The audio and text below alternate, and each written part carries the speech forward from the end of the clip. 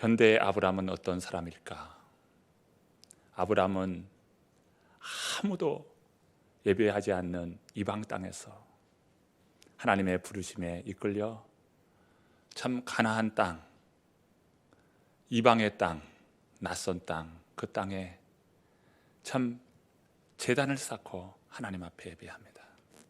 누구도 예배하지 않는 그런 허벌판, 아무도 예배하는 그러한 자들이 없는 그런 곳에 홀로 제단을 쌓고 하나님께 예배드렸어요. 여러분, 그 아브라함의 믿음의 정신과 도전이 오늘 우리 안에 있기를 원합니다. 누구도 예배하지 않을지라도, 아무도 하나님을 찾는 사람이 없을지라도 그 자리에서 하나님을 예배하고 경배할 수 있는 믿음의 아브라함, 하나님께서 그 아브라함을 오늘도 찾고 계시고 그 아브라함에게 은혜 베푸시리라 믿습니다. 회사에 가면 하나님을 예배할 수 있는 그런 분위기가 아니죠. 또 가정에 돌아가면 하나님께 마음껏 예배할 수 있는 그런 가정 환경도 아닌 분들도 있어요. 그러나 어떠합니까? 내가 정하고 마음을 정하고 바로 이곳에 제단을 쌓으리라 라고 하는 그런 마음의 자세로 누구보다 먼저 회사에 출근해서 바로 그곳에서 하나님 이 하루를 시작합니다. 그리고 하나님의 말씀을 읽고 하나님께 예배할 수 있는 그런 현대의 아브라함, 저와 여러분 되기를 바랍니다. 오늘도 예배에 나오시면서 기대하는 마음으로 하나님께서 주실 은혜의 마음을 여러분 품으면서 주님께 나온 줄로 믿습니다. 잘 나오셨습니다. 여러분들을 축복합니다. 하나님께서 넉넉한 마음 내어주어 우리 성도님들을 맞이하시고 또 우리 성도님들에게 넘치는 은혜로 이끌어 주시리라 믿습니다. 2023년을 시작하면서 2023년은요 다 암울하다고 이야기합니다. 경제 지표가 암울한 지표로 시작하고 있어요. 사회적인 분위기가 암울합니다. 가정마다 암울한 그런 가운데 2023년이 시작되고 있어요. 인플레이션으로 인해서 물가가 급등하였습니다. 또 가계 부채가 급등하였는데 고금리로 인해서 참 어려움을 겪고 있어요. 여기에 수출, 수입 이러한 부분에 있어서 원활하지 못합니다. 모두 다 보호무역주의로 인해서 각자 도생하려고 하는 그런 이 국가적인 이익 중심의 그런 나라들을 보면서 우리나라는 아주 작은 나라로서 수출과 수입을 통해서 이루어야 할 그런 나라인데 이게 너무도 어려운 상황 가운데 있습니다.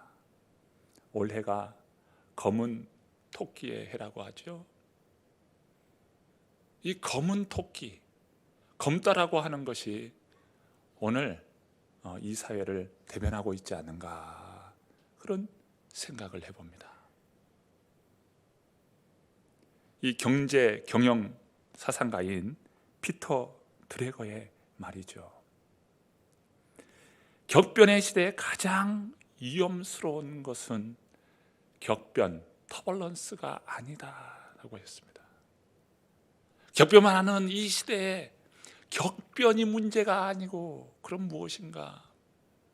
에스터데이스 로직, 그러니까 지난 사고 방식에 머물러 있는 그것이 문제라고 진단을 했습니다.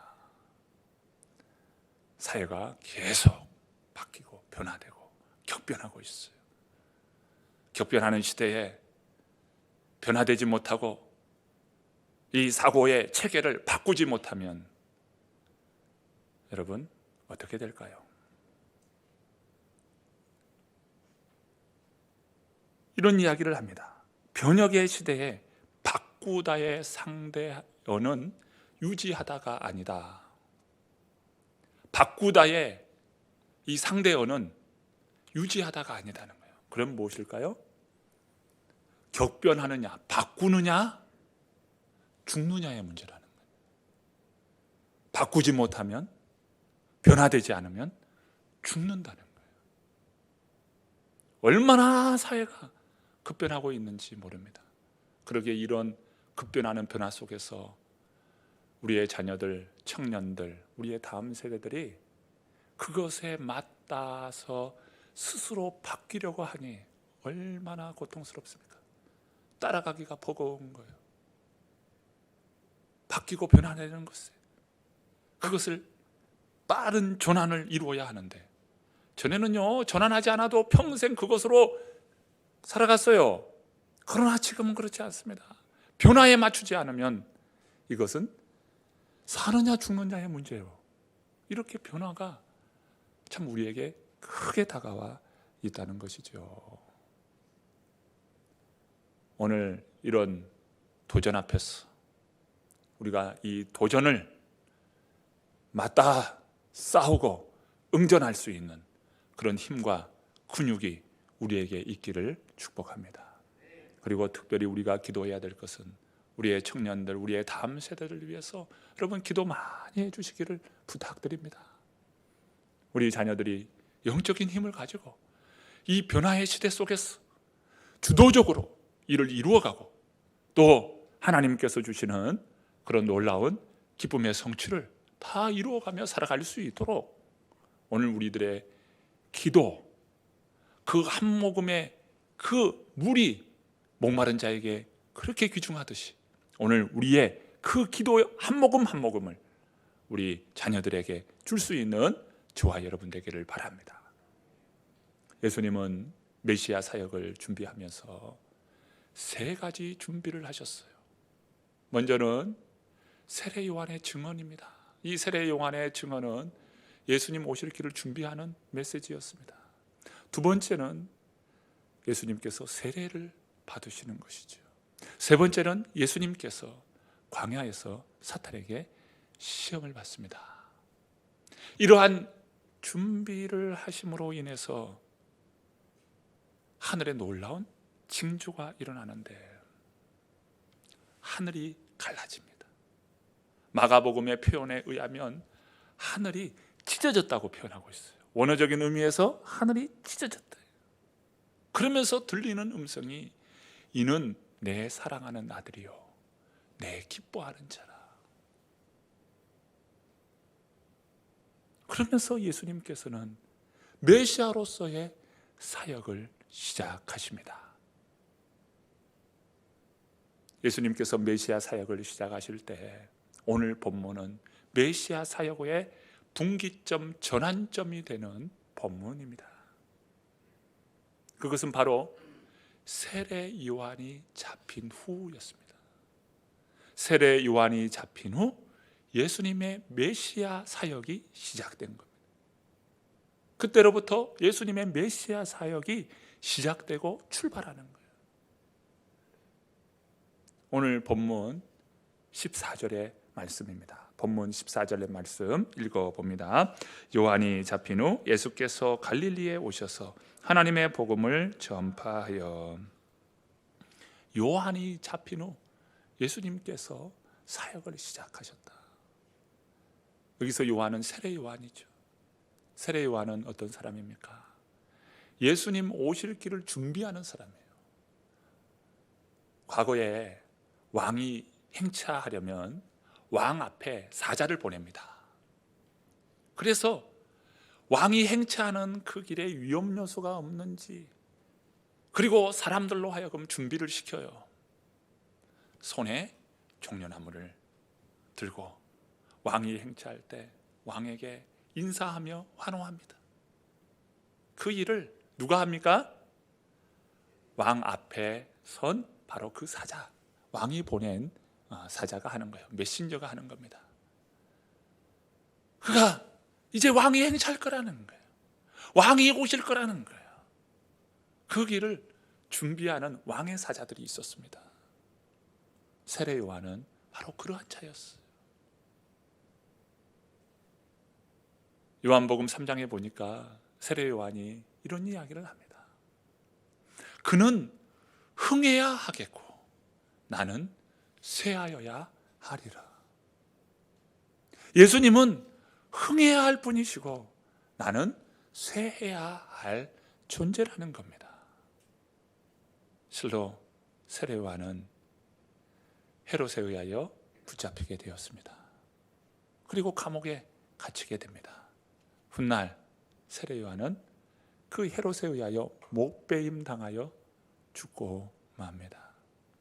세례 요한은 쇠하는 사람이었습니다. 이제 흥해할 분은 누구이십니까? 바로 예수님이죠. 예수님은 어떠한 분이십니까? 메시아로서 하나님의 그 나라를 이 땅 가운데 가지고 오신 분이십니다. 왜 하나님께서 이 땅에 하나님 나라를 이루고자 하시는 겁니까? 본래 첫사람인 아담은요, 하나님으로부터 에덴 동산을 선물로 받았어요. 하나님의 통치 가운데 있는 에덴 동산, 하나님의 다스림 가운데 있는 에덴 동산이었어요. 그들은 그곳에서 참 자유하였습니다. 그러나 첫사람 아담은 범죄하여 에덴 동산으로부터 쫓겨납니다. 그로 인하여서 이 땅은 죄로 가득 차게 되었고 하나님의 구원을 간절히 소망했습니다. 그러면서 하나님께서 약속해 주시는 것은 바로 메시아 약속이었죠. 그 메시아 약속은 하나님의 온전하신 통치, 하나님 나라인 것이죠. 하나님 나라로 완전한 통치, 그 통치를 이루고자 하나님께서 메시아를 약속해 주시는 거예요. 그 약속대로 예수 그리스도께서 오셨습니다. 예수님께서 오셔서 참 이 세대 안에 하나님께서 하나님의 나라를 이루어가게 하시는데, 이 세상은 바로 그 메시아를 알지 못하죠. 깨닫지 못하죠. 요한복음에 보면 빛이 왔으되 어둠이 깨닫지 못하더라. 메시아 되시는, 구원자 되시는 예수님이 왔음에 이 어둠 가운데 있는 자들은 그 빛 되시는 예수님을 알지 못하는, 여러분, 이 새해를 출발하는 우리 온 성도님들, 우리의 마음을 열고 빛 되신 그 주님을 맞이하고 그 주님과 동행하는 은혜의 한 해가 되시기를 축복합니다. 세례 요한은 이야기합니다. 그는 흥해야 하겠고 나는 쇠하여야 하리라. 오늘 본문 7절에서도 이렇게 말씀합니다. 자신보다 능력이 많은 이가 오시는데 내 뒤에 올 뿐이라고 소개하고 있어요. 그가 말한 대로 마침내 예수님께서 오셨습니다. 그런데 오늘 주님께서는 요한이 잡힌 후에 예수님께서 사역을 시작하셨다는 거예요. 왜? 요한이 잡힌 후냐 이거죠. 어떤 의미에서 요한이 잡힌 후에 예수님께서 메시아 사역을 시작하시나? 세례 요한은 선지자로서의 마지막 선지자입니다. 선지자의 시대가 끝나고 이제는 새로운 메시아 시대가 도래하였다는 거예요. 이 세례 요한이 잡힌 후에, 즉 선지자 시대에 끝나고 이제는 새로운 시대, 예수님께서 허락하신 메시아 시대가 시작되었음을 지금 말씀하는 것이죠. 세례 요한이 잡히고 이제 예수님께서 사역을 시작합니다. 그런데 어디에서 사역이 시작되나요? 바로 그것은 갈릴리였습니다. 갈릴리. 한번 생각해 보십시오. 왜 하필 갈릴리냐? 이스라엘의 중심은 예루살렘인데 예루살렘이 아닌 왜 갈릴리에서부터 시작하셨나? 그 이유를 마태복음은 이렇게 설명을 합니다. 바로 구약 성경 예언한 대로 그 예언의 말씀을 성취하시기 위하여 갈릴리로부터 시작하셨다. 마태복음 4장 14절부터 16절 말씀입니다. 제가 한번 읽어봅니다. 이는 선지자 이사야를 통하여 하신 말씀을 이루려 하심이라 일렀으되 스불론 땅과 납달리 땅과 요단강 저편 해변길과 이방의 갈릴리여 흑암에 앉은 백성이 큰 빛을 보았고 사망의 땅과 그늘에 앉은 자들에게 빛이 비추었도다 하였느니라. 이방의 땅 갈릴리에 빛이 비추었다. 예수님께서 메시아 사역을 이루실 때에 바로 갈릴리였다는 것입니다. 당시 예루살렘은 어떠한 곳입니까? 예수님께서 그 예루살렘을 보시면서 진단하시기를 강도의 소울이라고 말합니다. 즉 무엇입니까? 예루살렘은 그만큼 타락한 곳이었습니다. 예루살렘 사람들, 유대의 그 사람들은 갈릴리를 어떻게 보고 있었을까요? 그 갈릴리는 천시받은 땅이었습니다. 이방인들보다 더 악하게 보는 그런 시각이 갈릴리였어요. 갈릴리는 모멸과 멸시의 대상자들이었습니다. 그런 땅이 갈릴리입니다. 그런데 놀랍죠? 예수님의 사역은 바로 갈릴리로부터 시작한다는 거예요. 이것이 무엇입니까? 이것이 바로 하나님 나라 가치요, 하나님 나라 운동의 모습을 보여줘요. 예수님께서 이 땅에 오실 때 말구 위에 누이십니다. 어떻게 메시아 되시고 온 땅의 구주 되시는 분이 말구 위에 오시나? 약한 곳, 낮은 자리에 오셨어. 바로 그 절망의 자리에 오셔서 우리에게 희망을 보여주십니다. 가장 절망적인 모습에서 희망을 봅니다. 이것이 바로 하나님 나라의 역동성이죠. 약한 그때의 강함이라. 약한 자를 들어서 강한 자를 부끄럽게 하노라. 진토와 거름더미에서 이끌어 가장 높은 곳을 거닐게 될 것이라. 하나님 나라의 역동성이 바로 그 자리에 우리 주님이 오셨고 우리 주님께서 그러한 갈릴리로부터 하나님 나라 구원의 복음, 생명의 복음이 선포되고 있다는 것입니다. 마가복음 1장 14절과 15절은 우리 교회의 표를 담고 있는 본문입니다. 우리 교회 표가 어떻게 됩니까? 여러분 왼편을 한번 보셔요. 한번 다 같이 한번 읽어봅니다. 읽습니다. 하나님 나라 복음으로 새로워지는 교회. 이 마가복음 1장 14절과 15절의 이 말씀은요, 마가복음 전체의 요약입니다. 한마디로 말하면 예수님 사역을 한마디로 요약하면 무엇인가 라고 할 때 하나님 나라 복음입니다. 복음은 무엇입니까? 복음은 바로 예수 그리스도시죠. 마가복음 1장 1절은 어떻게 시작합니까? 하나님의 아들 예수 그리스도, 복음의 시작이라. 예수 그리스도가 복음이에요. 그 복음이 시작되고 있다는 거예요. 그것을 마가복음은 증언하고 있어요. 마가복음 전체를 요약하라 한다면 하나님 나라 복음이에요. 그러면 예수님은 무엇을 하셨습니까? 하나님의 나라를 보여주시고 하나님의 나라 운동을 벌이심으로 우리 안에 거룩한 무브먼트, 하나님의 나라가 내게 왔고 하나님의 나라가 내 안에서 이루어지고 있다는 것입니다.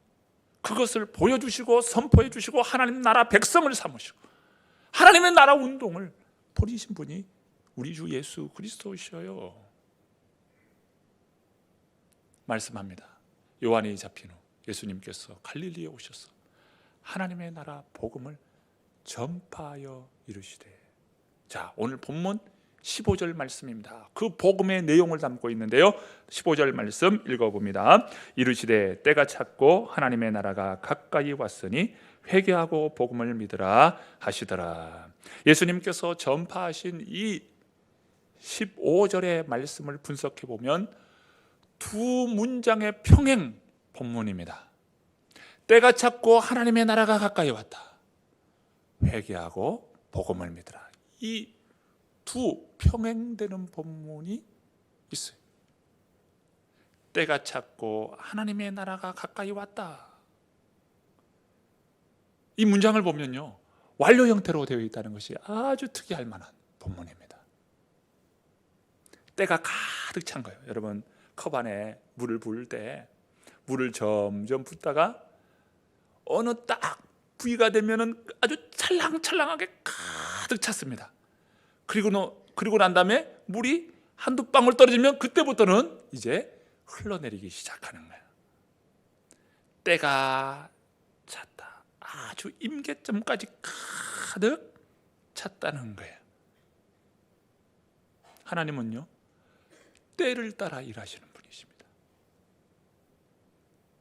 이때 때는요, 인간이 쓰는 크로노스적인 시간이 아니에요. 째깍째깍 돌아가는 크로노스 시간이 아니라 하나님의 구원 역사, 구속사를 이루어가는 하나님의 때, 카이로스를 이야기합니다. 바로 하나님의 구원의 때가 가득 찼다는, 갈라디아서 4장 4절 말씀해 보면 때가 참에 하나님이 그 아들을 보내사 여자에게서 나게 하시고 율법 아래에 나게 하신 것은 이라면서 말씀하고 있어요. 바로 그 때가 참으로 예수님께서 이 땅에 오시고 여자의 몸을 통해서 나시고 율법 아래에 나게 하심으로 인하여서 우리 인생을 구원하신 그 하나님의 때가 가득 찼다는 거예요. 그러면서 말씀하시기를 하나님의 나라가 가까이 왔다. 가까이 올 것이다가 아니라 이미 완료 형태로 가까이 왔습니다. 여러분, 마음을 열고 그 하나님의 그 구원의 복음, 이 하나님의 나라, 그 나라를 온 삶으로 받아 누리시기를 축복합니다. 온몸으로 받는, 하나님의 나라를 온몸으로 밟는 것이죠. 하나님의 나라는 바로 하나님의 통치하심입니다. 하나님이 통치하실 때 온전한 하나님의 나라가 이루어지게 돼요. 여러분, 내 안에 하나님께서 다스리시고 하나님께서 통치하심으로 내 안에 하나님의 나라가 이루어지는 거예요. 가정 안에도 마찬가지죠. 하나님의 온전한 통치하심이 있을 때 가정이 하나님의 나라가 되는, 교회와 이 땅이 하나님의 온전한 통치 아래 있을 때 하나님의 나라가 이루어집니다. 예수님께서 가르치신 기도를 통해서 하나님의 그 뜻, 하나님의 나라가 하늘에서도 이룬 것처럼 땅에서도 이루어지이다. 오늘 우리들이 기도하고 고백해야 할 내용이죠.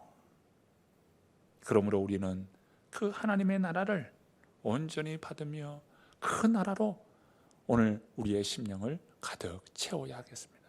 그렇다면 어떤 인생들이 그 하나님의 나라에 들어가고 어떤 인생들이 그 하나님 나라 백성이냐 이거예요. 그럴 때 회개하고 복음을 믿으라는 거예요. 회개하고 복음을 믿으라. 이 회개하고 복음을 믿으라, 이 부분은요, 이 구문상 보면 분사 형태로 되어 있어요. 이 분사가 주는 것은 뭐냐면 계속적 용법이에요. 회개하는 것은요, 수시로 계속적으로 우리가 회개해야 돼요. 우리는요, 연약해서 늘 넘어지기 쉬운 인생들이에요. 회개가 필요합니다. 이단 가운데 한 종파가 뭐냐면 구원파입니다. 구원파. 세월호 사건 때 그 구원파가 드러났지 않습니까? 그 구원파가 어떤 사람입니까? 단 일회성 회개로 인해서 모든 회개가 끝났다는 거예요. 완성됐다는 겁니다. 그런데 성경은 그렇지 않아요. 한 번 단 일회성 회개로 모든 회개가 끝난 것이 아니에요. 우리의 자신을 돌아볼 때 하나님, 나는 주의 말씀 앞에서 늘 연약한 존재로 넘어지는 자입니다. 주의 말씀을 이 하루도 살지 못하고 말씀 밖에 있는 나의 모습 하나님 용서하여 주옵소서. 이건요, 우리들이 부족한 부분들을 발견하고 주님 앞에서 돌아보고 우리의 자신을 돌아보면서 주님 앞에 회개하는 거예요. 회개는 지속적으로 반복적으로 이루어져야 할, 주님이 부르실 그날까지. 그러니까 무엇입니까? 칼뱅이 이야기했던 것처럼 이 성화의 단계가 필요한 거예요. 날마다 거룩함으로 변화되는 것이 필요합니다. 그것이 무엇입니까? 우리의 자신을 돌아보며 주님 앞에 회개하는 것이죠. 이게 바로 성화의 단계 아니겠습니까? 그러면서 복음을 믿으라는 거예요. 이 복음은 바로 예수 그리스도시죠. 예수 그리스도를 믿으라는 그런 자들이 바로 주의 은혜를 힘입고 구원 백성이 되어 하나님의 자녀로 주님을 예배하고 찬양하게 될 것입니다. 로마서 10장 13절의 말씀에 보면 누구든지 주의 이름을 부르는 자는 구원을 얻으리라고 했죠. 누구든지 자신의 죄를 깨닫고 주님 앞에 나올 때 하나님께서 은혜를 베푸시고 긍휼을 베푸시고 우리 하나님의 크신 은혜에 죄 사함의 은총을 베풀어 주실 것입니다. 그런 의미에서 예수님께서 말씀하신 마가복음 2장 10절, 그러나 인자가 땅에서 죄를 사하는 권세가 있는 줄을 너희로 알게 하려 하노라. 우리 주님께서는 죄를 사하는 권세가 있어요. 우리 주님께서는 우리에게 죄 사함의 은혜를 베푸시고 용서의 은혜를 베푸시고 우리로 하여금 새로운 출발, 새로운 피조물로서 날마다 구원의 은혜를 경험하며 새로운 피조물로 거듭날 수 있도록 주님께서 우리에게 은혜를 베푸는 줄로 믿습니다. 2023년 우리는 새롭게 변혁되고 도약하고 우리 주님께서 주시는 토끼의 해처럼 점프하는 그런 2023년 되기를 바랍니다. 하나님 나라 이 구원의 복음이 우리 심령에 닿을 때 우리 각 심령들은요 도약하고 점프할 수 있어요. 그런 힘과 능력을 우리 주님께서 공급하여 주십니다. 가정 안에 하나님 나라 생명의 복음이 임하고 꽃이 핍니까? 그 가정이 놀라운 도약의 가정으로, 점프하는 가정으로 하나님의 은혜의 영광이 충만한 가정이 될 것입니다. 여러분의 삶의 자리, 또 경영하는 그 경영의 모든 일에 하나님께서 친히 함께 해주시고 하나님 나라 이 생명의 복음이 우리의 모든 심령 안에 가득할 때 모든 삶의 자리에서 도약하고 점프하는 그런 은혜의 역사가 2010년 안에 2023년 그 한 해 넘치게 주시리라 믿습니다. 각자 심령 안에 우리 주님의 놀라운 이 생명의 구원의 복음이 우리로 하여금 살게 하고 넘치도록 앞으로 나아가도록 이끌어 주시리라 믿습니다.